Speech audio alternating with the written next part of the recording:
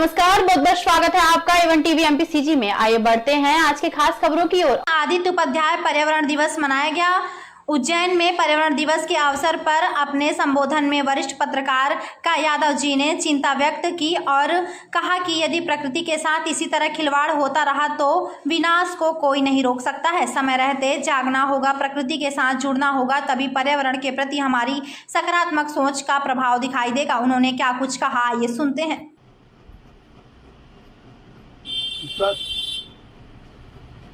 आज पर्यावरण पर्व है। मामला बहुत संगीन और गंभीर है, किंतु हम पर्यावरण के प्रति बेहद लापरवाह हैं। हमें जीवत्व की रक्षा एवं प्रकृति का श्रृंगार करना हमारा अनिवार्य कर्तव्य है, हमारा धर्म है। सबसे बड़ा धर्म यही है कि हम नियति का श्रृंगार करें, तो पर्यावरण को शुद्ध एवं प्रदूषण मुक्त रखें, किंतु हम ऐसा कर नहीं पा रहे। इसके अनेक कारण हैं। इसका सामाजिक कारण है, आर्थिक कारण है, राजनीतिक कारण है और ब्रह्मांडीय कारण भी है, जो कि अपने आप में बड़ा विचित्र है। एक जो अभी रिपोर्ट आई है WHO की कि यदि हमारे अपने जीवन के रक्षा करना है तो हमें 1,70,000 वृक्षारोपण करना होगा। और यह काम कब होगा?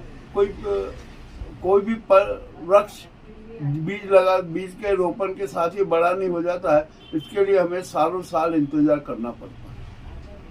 यह भी जरूरी है। इसलिए हमें एक बहुत अच्छा आंदोलन चलाना होगा कि हम घर घर में द्वार द्वार पर एक वृक्षारोपण का अलग जगाएं। और सिर्फ अलग जगाने का ही नहीं, वृक्षारोपण करने का ही नहीं, हमें उस जो पौधारोपण किया है उसकी रक्षा का दायित्व भी निभाना है, उसको भी कर्तव्य को करना है। आप बता रहे WHO की रिपोर्ट है, तो इसे कितने पौधे लगाने चाहिए पृथ्वी पर? 1,70,00,000। तो ये कैसे पूरे होंगे, उसके लिए क्या है? ये एक बहुत बड़ा सवाल है जो शायद ही पूरा हो सके, क्योंकि हम जब यहाँ देखते हैं कि पूरे विश्व में जंगखोरी की हालत चल रही है। हर जगह वन काटे जा रहे हैं, वनों में जंगलों में आग लग रही है और वन संपदा पूरी खत्म होती जा रही है, जिसका प्रभाव यह आ रहा कि हमारा जीवत्व को खतरा हो गया। जब हवाएं नहीं चलेगी तो हम सांस कहाँ से लेंगे? आम सवाल तो यही है कि हमें शुद्ध हवा चाहिए, परंतु शुद्ध हवा भी अभी तक नहीं मिल पा रही है। इसके लिए दोषी और कोई नहीं, हम खुद है। हमने अपने हाथ से अपने जीवन के संकटों को आमंत्रित किया। मैं यहाँ पर एक बात कहना चाहूँगा कि चाहे तूफान कितने भी आए, आंधियाँ कितनी भी चले, किंतु हमें जीवत्व का दीप प्रज्वलित रखना ही होगा और उसकी सुरक्षा का दायित्व भी है। यदि वह दीप बुझा, उसने धुआं पहन लिया, तो इस सृष्टि पर मानव जीवन की कल्पना बड़ी विचित्र हो जाएगी और हम जीवत्व की कल्पना भी नहीं कर सकते। इसका प्रभाव मनुष्य पे, पशु पक्षियों में, हर जीवधारी पर पड़े। अब यहाँ पर मैं आपको दूसरी ओर एक विचित्र बात बताता हूँ कि अभी हाल ही में नासा ने एक रिपोर्ट दी है कि जो ग्रह हमें दिखता नहीं है वो पानी हो गया, और उसका जिसको हम ये कह सकते हैं कि ग्रहण वो तीव्र गति से पूरे ब्रह्मांड में फैल रहा है और इसके कारण सौर तूफानों की भरमार हो गई है। वर्तमान की जो हमने अभी गर्मी सही, ये भी सौर तूफान का एक अंश है। और यदि यही गर्मी 58, 60 और 62 पे हो गई तो हम जीवन कैसे जिएंगे, हम जीवन की कैसे रक्षा करेंगे? इस मामले पे भी हमें गंभीरता से सोचना है। और जो एक वृक्ष है, हरे भरे वृक्ष है, वही हमारे जीवन के रक्षक है, वही हमारी सांसों के रक्षक है।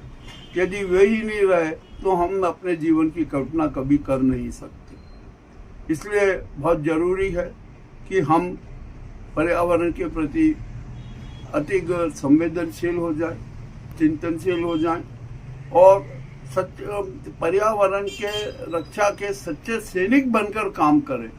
तभी हम जीवन की कल्पना को साकार रूप में देख सकेंगे, अन्यथा हमें तो इस धरती का कचरा बन के अपना जीवन यापन करना हो।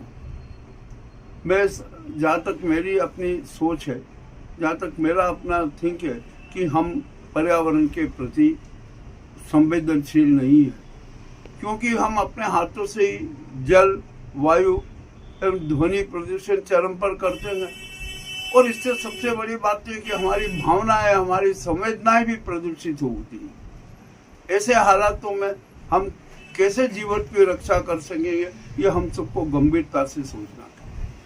यदि हमने गंभीरता से नहीं सोचा, चिंतन नहीं किया और एक स्वस्थ निर्णय और संकल्प नहीं लिया, तो हमें जीवन की और जीवत्व की जो परिकल्पना होती है उससे भी हाथ धोना पड़ेगा।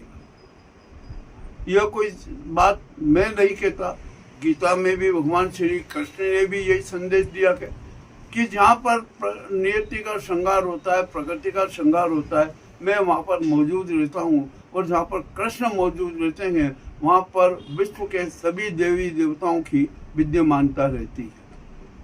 अतः सार यही है कि हम पर्यावरण को शुद्ध रखें, प्रदूषण से मुक्ति पाएं और अपने जो संवेदनाएं हैं उनको अति सक्रिय सकारात्मक रूप से मूर्त रूप दें।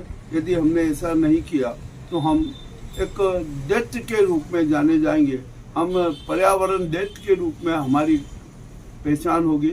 हम नहीं चाहते कि हम देव स्वरूप में अवतरित हुए हैं, दैत्य स्वरूप में परिवर्तित हो जाए।